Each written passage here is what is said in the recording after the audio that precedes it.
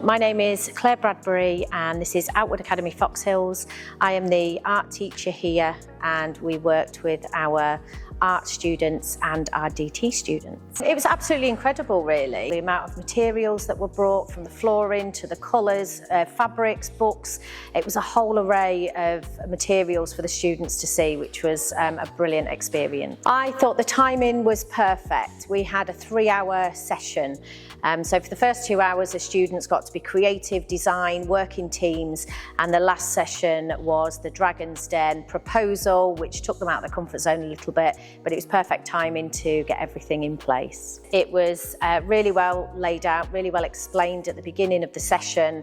The students knew what they had to achieve within the set time, and then their objectives all were achieved, and I think they actually surpassed their own expectations. I've had lots of conversations with students who are now saying, actually, I might consider looking a little bit more creative, looking at interior design and actually going into that area, which is something they hadn't even considered before. I think it's really inspired them to step outside their comfort zone. There was no pressure to get it right or wrong because it was very much a personal decision on the choices that they made. It really was truly professional. I'm blown away at the amount of resources that were brought in. I would definitely recommend it to other schools.